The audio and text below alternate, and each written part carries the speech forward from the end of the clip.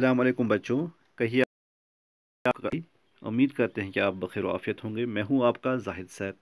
آج ہم درس نمبر 8 کو پڑھتے ہیں، ہمت مرداں مدد خدا است۔ میں 6 کلاس سے مخاطب ہوں۔ بک ریڈنگ کی طرف آ جاتے ہیں تو میں درس کو پڑھنے کی کوشش کرتا ہوں، اب سماعت کیجیے۔ یہ اس زمانے کی بات ہے جب جنگیں تیروں لڑی جاتی تھیں اور بادشاہ مطلق العنان ہوتے تھے، یعنی جو چاہتے کرتے، کوئی پوچھنے والا نہ ہوتا تھا۔ چین میں ایک کسان رہتا تھا جس کے پاس تھوڑی سی زمین تھی، جس پر سخت محنت کر کے وہ مختلف فصلیں اگایا کرتا تھا اور بڑی مشکل سے بیوی بچوں کا پیٹ پالتا تھا۔ اس کے بڑے بیٹے کا نام لیپنگ تھا۔ لیپنگ خوبصورت، صحت مند اور محنتی نوجوان تھا۔ کھیتوں میں والدین کا ہاتھ بٹانے کے ساتھ ساتھ وہ اپنے مویشیوں کو اکثر پہاڑ کے دامن میں چرانے کے لیے لے جاتا تھا۔ اسے بادشاہ بننے کا بہت شوق تھا اور اکثر بادشاہ بننے کا خواب دیکھا کرتا تھا۔ جی بچوں، ان دنوں لیپنگ کے ملک پر جو بادشاہ حکومت کرتا تھا وہ بوڑھا ہو چکا تھا۔ اس کے ہاں کوئی بیٹا نہیں تھا، البتہ ایک بیٹی تھی جو نہایت حسین اور دانا تھی۔ جی بچوں، ایک دن لیپنگ مویشی لے کر پہاڑ پر گیا ہوا تھا۔ مویشی تو ادھر ادھر چرنے لگے، خود وہ ایک درخت کی چھاؤں میں بانسری بجانے لگا۔ اتفاق سے شہزادی اپنی سہیلیوں کے ساتھ سیر و تفریح کرتے کرتے اس طرف آ نکلی۔ اس نے بانسری کی آواز سنی۔ اس سے پہلے اس نے کبھی ایسی سریلی آواز میں کسی کو بانسری بجاتے نہیں سنا تھا۔ وہ اس آواز کی طرف کھینچتی ہی چلی گئی، یہاں تک کہ لیپنگ کے سامنے کھڑی ہو گئی۔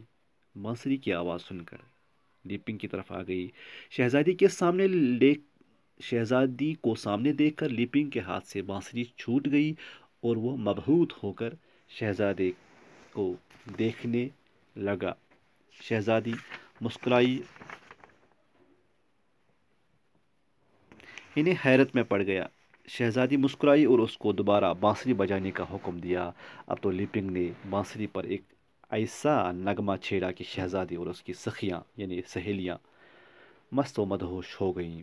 جب نغمہ ختم ہوا تو شہزادی لیپنگ کی خوبصورتی، جوانی اور فن دیکھ کر بہت متاثر ہوئی۔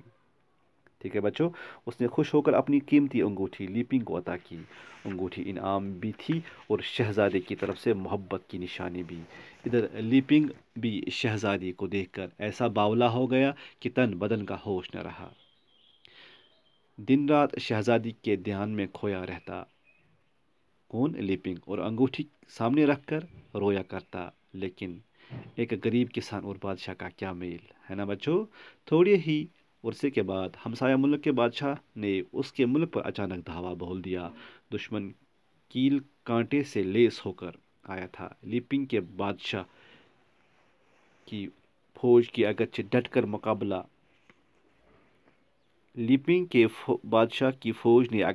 مقابلہ کیا لیکن شکست کھائی۔ نئے حکمران نے بادشاہ اور اس کے خاندان والوں کو چن چن کر موت کی گھاٹ اتارا، ہے نا، اس بادشاہ اور اس کے خاندان والوں کو۔ لیکن شہزادی کو دیکھ کر اس سے شادی کرنے کی ٹھان لی۔ اب اس کسان کے لیے ایک اور مشکل پیدا ہو گئی۔ شہزادی کسی طرح بھی نئے ظالم بادشاہ سے شادی کرنے پر راضی نہ ہوئی۔ تب بادشاہ نے اس کو زندہ میں ڈال دیا۔ زندہ میں مطلب یعنی قید خانے میں ڈال دیا، جیل میں ڈال دیا، اور حکم دیا کہ جب تک شہزادی خود اس کے ساتھ شادی کرنے پر راضی نہ ہو جائے اس کو قید میں رکھا جائے۔ نئے حکمران کے افسر اور سپاہی لوگوں کی جان و مال کی حفاظت کے بجائے انہیں لوٹتے اور ستاتے رہتے تھے۔ ٹھیک ہے بچوں، کتنا مشکل مرحلہ تھا اس لیپنگ کے لیے۔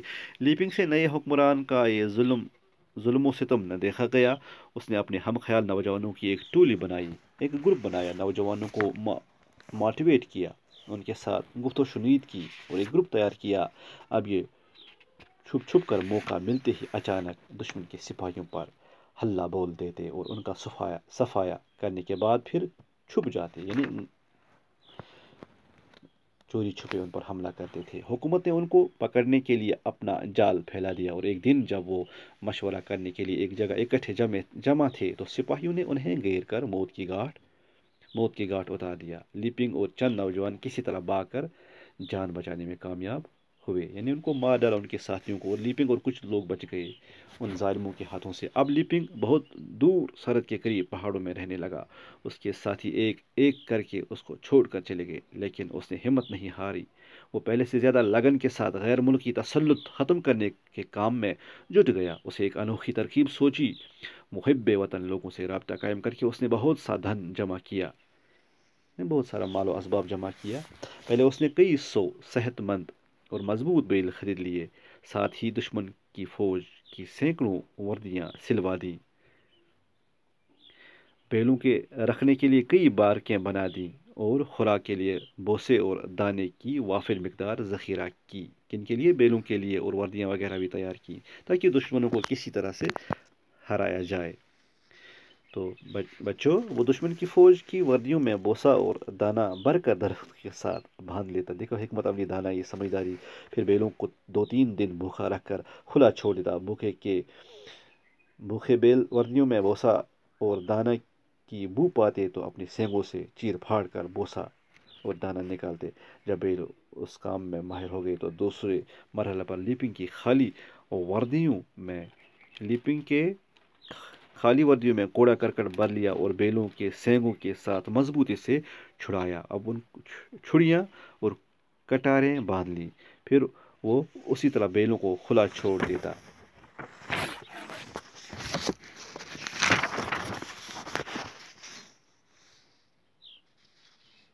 جی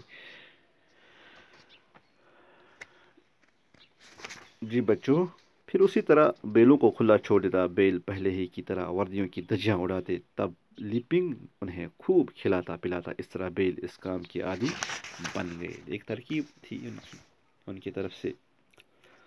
ادھر بادشاہ نے شہزادی کو 15 دن کی مہلت دے دی اور اعلان کیا، اگر شہزادی ان 15 دنوں کے اندر شادی کے لیے راضی ہو جائے تو اس کو بڑے بازار میں جا کر پھانسی پر لٹکایا جائے گا۔ اگر راضی نہ ہو جائے تو اس کو بڑے بازار میں لے کر پھانسی پر لٹکایا جائے گا۔ یہ خبر سن کر لیپنگ کے تن بدن میں آگ لگی۔ اس نے بادشاہ کو اطلاع بھیجی کہ میں سرحد پر بھاری لشکر لے کر تمہیں اپنے ملک سے باہر کرنے کے لیے آ رہا ہوں، اگر ہمت ہے تو مقابلہ پر آ جاؤ۔ یہ پیغام سن کر بادشاہ آگ بگولا ہو گیا۔ وہ اپنی ساری فوج لے کر مقابلہ پر آیا۔ سرحد پر پہنچ کر انہیں لیپنگ کا کوئی سپاہی نظر نہ آیا۔ جب وہ بہت قریب پہنچ گئے تو لیپنگ نے کئی دنوں سے اپنے بھوکے بیلوں کو کھلا چھوڑ دیا۔ بھوکے بیلوں نے عادت کے مطابق فوجیوں کو بھری ہوئی وردیاں سمجھ کر ایسا دیوانہ وار سخت حملہ کیا کہ سپاہیوں کو سمجھنے اور سنبھلنے کی فرصت ہی نہ ملی۔ بیلوں نے ان کے پرکھچے اڑا دیے، چاروں طرف دشمن فوج کی ہزاروں لاشیں بکھر گئیں۔